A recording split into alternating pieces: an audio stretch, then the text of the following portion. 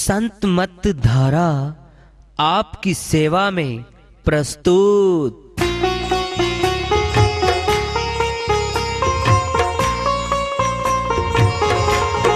जो चाहता है प्रभु प्यारा वो आओ संत मत धारा।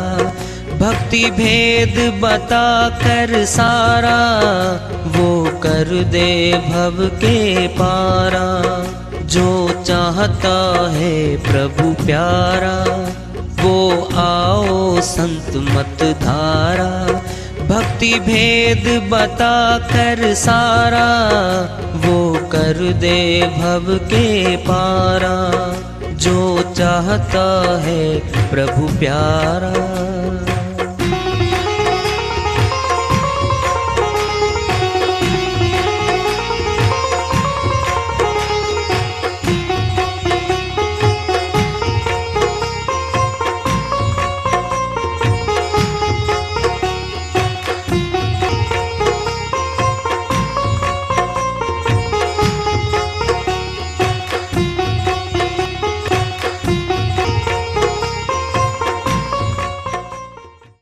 परम पूज्य सदैव स्मरणीय सदगुरु साहिब की जय हो।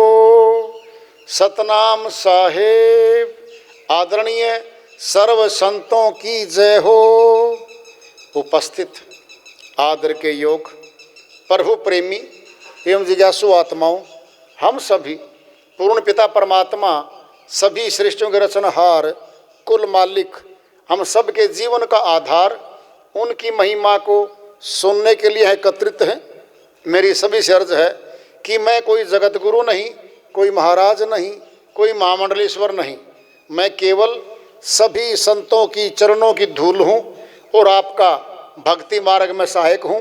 मैं अपनी सीधी साधी टूटी फूटी भाषा में, संदूकड़ी भाषा में भक्ति भेद के गुड़ रहस्यों को उजागर करने वाले विचार आपके समक्ष रख रहा हूँ। यदि अच्छे लगे अपनाएं, नहीं तो गैर जरूरी समझकर विसार दें। संत जी की श्रीवाणी आई है, उन्हीं की दया से मेहर से कुशल करते इसका अनुवाद कर लेते हैं।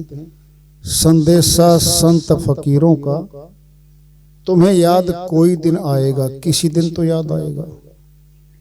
जब उम्र चली जाएगी तब याद आएगा क्या? मौत आएगी, यम के दूत आते हैं, इस कोठी में दाखिल होते हैं, बहुत पीड़ा देते हैं वो। क्या तब याद आएगा? अभी याद आना चाहिए। सारा भेद भक्ति का इसमें भर दिया है। संदेशा संत फकीरों का, किसी दिन तो तुम याद करोगे। कोई तो साधु मिलेगा कभी न कभी, कहीं ना कहीं तो फिर चर्चा फिर सुनोगे। ये जो बातें बताई जा रही हैं ये फिर दोहराई जाएंगी, कहीं और भी जरूर मिलेंगी। कोई ना कोई बताने वाला फिर आएगा। आज हम बता रहे हैं, फिर कोई ना कोई कहीं ना कहीं फिर तुम जाओगे, फिर यही बात फिर सुनोगे। हो सकता है फिर चेत जाओ, फिर तुलना करोगे, वहां भी ये बात थी, यहाँ भी ये बात है, कुछ तो बात है, फिर समझ में आ सकती है। संतों का पहला हेला है, ये मनुष्य जन्म दुहेला है। कठिनता से प्राप्त होने वाला तन है। संत चेताते हैं मनुष्य को, भाई चेत जा। मनुष्य तन बहुत मुश्किल से मिलता है। 84 लाख योनियों में घूमती है आत्मा, पीड़ा में चलती है, ये रोती है। 84 में मालिक से अर्जी करती है, ये मालिक मनुष्य तन दे दो। फिर दया होती है इस पे, फिर तन मिल जाता है मनुष्य का, फिर पशु वाले कार्य शुरू कर देती है। भक्तिहीन नर पशु समाना। श्रोमणी गोस्वामी जी महाराज अपनी श्री वाणी में फैसला दे रहे हैं। जो मनुष्य तन पाकर भक्ति नहीं करता पशु की करनी कर रहा है। जो जैसी करनी करता है वैसे फल भोग में चला जाता है। अगर प्रभु भक्ति करते करते शरीर छूटता है तो मनुष्य तन गारंटी से मिलता है। क्यों, कैसे? जैसे सुन लो, एक बच्चा पढ़ रहा है, रात को पेपर है उसके, पढ़ते पढ़ते रात को याद करते करते किसी पेज पे पेन बीच में छोड़ दिया और आंख लग गई, वो सो गया। जब सुबह उठेगा उसी पेज से पढ़ना शुरू कर देता है। निंद्रा में ना मौत, तुलना कर लो। जो कर्म छोड़ा था अधूरा अगले जन्म में वहीं से शुरुआत हो जाती है। जब भक्ति कर्म बीच में छोड़ेंगे अगले जन्म में भक्ति ही शुरुआत होगी हमारी। फिर ज्यादा कर पाएंगे भक्ति, बचपन से शुरू करेंगे। अब तो हो सकता उम्र ज्यादा हो रखी हो, समय कम बच रहा हो, पूर्ण भक्ति न कर पाए, लेकिन भक्ति की शुरुआत कर देंगे तो जन्म जीत के जाएंगे, फिर हार नहीं होगी। कह रहे हो संतों का पहला हेला है, ये मनुष्य जन्म दुहेला है। ये हरि दर्शन की बेला है, नहीं जन्म अकारथ जाएगा। परमात्मा के मिलने का समय, बेला माने समय, वक्त है, ये दिया है हमने। परमात्मा से मिलने का मौका दिया गया आत्मा को। अरे बात सुनो भाई, 24 घंटे हमारे पास हैं, क्या 2-2.5 घंटे मालिक की भक्ति में नहीं दे सकते हम? 10% समय निकाल लो, 2 घंटे 40 मिनट बनता है। 2 घंटे 40 मिनट तो परमात्मा की भक्ति कर ले, 8-10 घंटे घर के काम भी कर ले। समय तो बहुत बचता हमारे पास। ऐसा तो है नहीं कि 24 घंटे काम करेंगे हम, ऐसा तो नहीं है। अगर समय बचा के 2.5 घंटे अगर भक्ति करेंगे हम तो फिर जीत जाएंगे जन्म को, फिर हार नहीं होती। हरि का भजन पेट का धंधा, जो नहीं करे सो मूर्ख अंधा। कबीर साहिब अपनी श्रीवाणी में फैसला दे रहे हैं, जो दोनों काम नहीं करता, हरि का भजन पहले, जगत का काम बाद में। कमाओ खाओ औरों को भी खिलाओ, बेकार ही नहीं बना संतों ने। ये नहीं कहा तुम भाग जाओ वनों में, जंगलों में, पहाड़ों में चले जाओ, नहीं। भोजन चाहिए हमें, कहीं जाइए पेट आपके साथ रहेगा। भूख प्यास, कपड़ा, फिर सर्दी गर्मी के कपड़े, फिर रहने का स्थान। हमारा शरीर गृहस्थी है, एक घर छोड़ दिया ईंट पत्थर का, जहां जाएंगे वहीं गृहस्थी हमारी तो क्या पूछते हैं पहले, इस शहर में रात को कहां ठहरेंगे भाई? कोई धर्मशाला पूछ लो, किसी धार्मिक स्थान में चले जाओ, खाने का पूछेंगे, नहाने का पूछेंगे, पानी पीने का पूछेंगे। फिर गृहस्थ शरीर है हमारा, गृहस्थी तो क्या छोड़े हमने बताओ? एक ईंट पत्थर का मकान छोड़ के चल पड़े। अरे बाहर जहां जाएंगे सुन लो ध्यान से, मुफ्त में 2 दिन 3 दिन राशन मिल सकता है। मंदिर में किसी धार्मिक स्थान पे 3 दिन के बाद क्या कहेंगे, भाई कुछ काम करो, कुछ सेवा करो, आज यहाँ पे झाड़ू निकाल लो, कुछ और करो, बर्तन सफाई करो, कुछ भी करो। और करके ही खाना था, फिर घर पे अच्छे थे, घर के काम करते तो घर वाले खुश भी होते और बीमारी में हमें दिखाते, हमारा उपचार भी कराते। बाहर बीमार हो गए तो कौन दिखाएगा हमें? कोई भी नहीं। सहायता कौन करेगा? कोई भी नहीं हमारा तो वहां पे। फिर करके खाना है, फिर घर में अच्छा है, गृहस्थ आश्रम में रहते रहते 2.5 घंटे समय निकाल के अपनी भक्ति कर लें, फिर जन्म जीत के जाएंगे। संतों का दूसरा, अब दूसरा उपदेश सुनाते हैं। गुरु सत्संग सार बतलाते हैं। सत्संग का सार क्या है? सत्य का संग, सत्य आत्मा, सत्य परमात्मा, वो इसका संग करवाते हैं। न कथा पे जाते, न कहानियों में घुमाते, न मनोरंजन करवाते आपका, वो सत्य बात बोलेंगे। आत्मा परमात्मा का मिलाप करवाना है। परमात्मा से बिछड़ी हुई आत्मा दूसरों के घरों को सफाई करती रहती है और फिर चली जाती है। फिर नए घर, फिर दूसरों के घर, फिर नए घर, फिर दूसरों के घर। इसका अपना कहाँ है?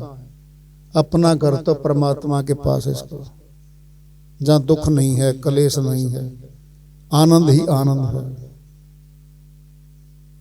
गुरु पूर्ण भेद बताते हैं, बिना ज्ञान गति नहीं पाएगा। ज्ञान दो तरह के हैं, एक संसारी ज्ञान है, एक आत्मा का ज्ञान है। आत्मा अजर अमर अविनाशी है, इसका ज्ञान साथ जाता है, जगत का ज्ञान छूट जाता है। अब तीजी बात पर गौर करो, अंदर है ज्योति ध्यान धरो। अंदर है ज्योति। श्री गीता अध्याय 2 श्लोक 46 में श्री कृष्ण भगवान अर्जुन के माध्यम से पूरी सृष्टि के लिए फरमाते हैं, हे अर्जुन, परिपूर्ण भरे हुए जलाशय के मिल जाने के बाद छोटे से जलाशय के प्रति जो भाव रह जाता है, जो प्रयोजन रह जाता है, उतना ही ब्रह्म को तत्व से जानने वाले ब्राह्मण का वेदों के प्रति रह जाता है। ब्रह्म ज्ञानी ब्राह्मण हो गया। जो ब्रह्म का दर्शन करता है, ब्रह्म रमण करता है, वह ब्राह्मण है, वही ब्रह्म ज्ञानी है। चारों वेदों का ज्ञान जान जाता है वो। वेद शास्त्र क्या कहते हैं हमारे? ब्रह्म को जानो, ब्रह्म ज्योति अंदर है, फिर कहीं तो रहे हैं। ब्रह्म ज्योति का ध्यान धरो, अंदर है वो। बिना ध्यान गति नहीं पाएगा, उसका ध्यान रखा जाता है, वो दिखती है, बारी आंखों से नहीं दिखती। नेत्र तीसरा है, उसके द्वारा दिखती है वो। सचमुच में तो आत्मा की आंख से दिखती है। आत्मा की आंख अलग है। ये बाहरी संसार को देखने के लिए, स्थूल नाशवान शरीर को देखने के लिए ये बाहरी आंख लगाई गई है। उसकी तो पहले से आंख है, उस आंख से परमात्मा को देखती है वो। अब चौथा संदेश सुनाते हैं, अंदर है अमृत पान करो।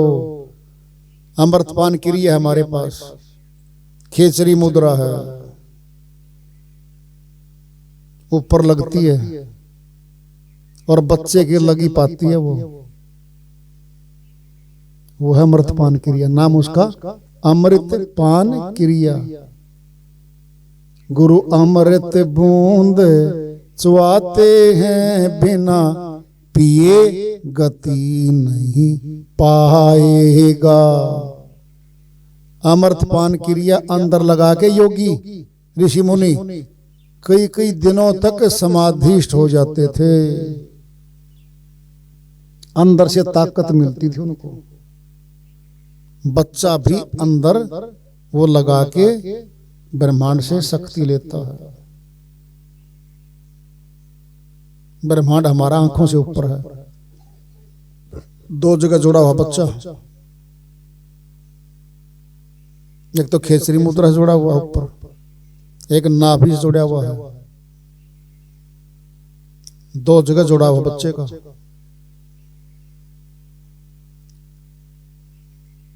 संतों की बात को मानेंगे तो भला होगा, और भला मालिक तो सबका भला चाहता है भाई। एक दृष्टांत आता है, वो सुनो। एक राजा था, उसका एक मंत्री था। तो मंत्री भक्ति करता था, और जो भी कोई बात हो तो कहता था कि इसमें भी एक भलाई है, इसमें भी भलाई है, इसमें कुछ न कुछ भलाई है, ये कहता था। राजा और उस वजीर को लेके वन में शिकार खेलने चले गए। शिकार खेलने चले गए तो क्या होता है, शिकार खेलते खेलते राजा की उंगली कट गई। तो वजीर ने कह दिया कि जो होता है अच्छा होता है। इस बात से राजा नाराज हो गया, कहता है मेरी तो उंगली कट गई और तुम कहते हो जो होता अच्छा होता, तुझे दंड दूंगा। जाके राज्य में उसको जेल में डाल दिया, और जब तक मैं नहीं कहूंगा तो जेल से कोई नहीं निकाल लेगा। अब जरा देखना, 10 दिन में 15 दिन में उंगली ठीक होगी राजा की। अब राजा फिर अकेला चला गया शिकार खेलने। खेलते खेलते दूर निकल गया, कबीले थे आगे, और उनका देव था, उस पे किसी आदमी की बलि चढ़ानी थी। उन्होंने देख लिया एक आदमी है घोड़े पे, भाग के पकड़ लिया उन्होंने। राजा को पकड़ के ले आए, देव पे बलि चढ़ाने के लिए ले आए उसको। तो अब वो जो था पुजारी, वो बोला भाई अंग भंग ना हो, अगर अंग भंग होगा तो बलि नहीं चढ़ेगी। देखा तो राजा की उंगली कट रही थी। अब राजा डर गया था, तो तरचड़ गया, कार्य तो बलि चढ़ाएगा तो तेरी उंगली कट रही थी। तो पुजारी बोला भाई इसकी बलि नहीं दी जा सकती, छोड़ दो इसको। छोड़ दिया। राजा भागता भागता आया, वजीर के पास आया जहां जेल बंद था।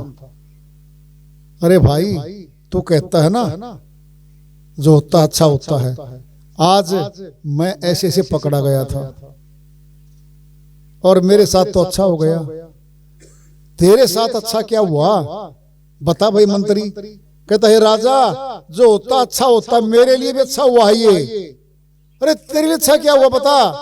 कहता है राजा जी मैं तेरे साथ जाता,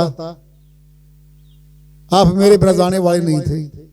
अगर मैं साथ जाता आज आपके साथ तो आपकी तो उंगली कट रही थी और मेरी तो उंगली नहीं कट रही थी, मेरी बलि चढ़ाई जाती आज।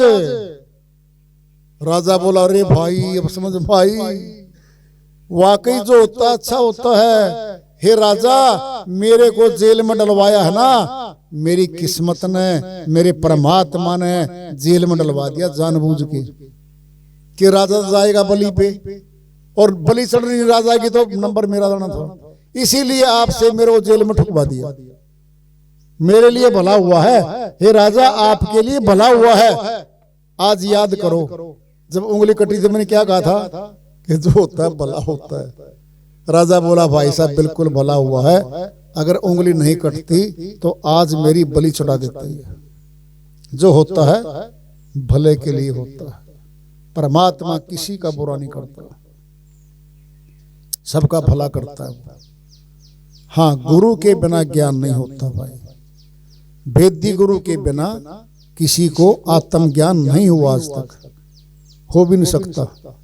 अध्यापक है, अनपढ़ बच्चे को शिक्षित बना देता है। हमारी सरकार ने विद्यालय खोल रखे, अध्यापकों को तनख्वाह देती है, वेतन देती है सरकार, बड़ी बड़ी बिल्डिंगें बना रखी हैं, करोड़ों रुपए खर्च के बिल्डिंग बना के और अध्यापकों में भर्ती करके, और अध्यापकों के लिए सारा सामान रख रखा है ताकि अशिक्षित बच्चों को शिक्षित बना सके। फिर ऐसे वेदी गुरु भी ऐसे ही हैं, वह आत्मज्ञान देते हैं। एक पराविद्या है, अपराविद्या है। अपराविद्या संसार की है, पराविद्या इस संसार से बाहर की है, वो आत्मा के अंदर की है। तो बिना गुरु के तो ज्ञान होता नहीं भाई।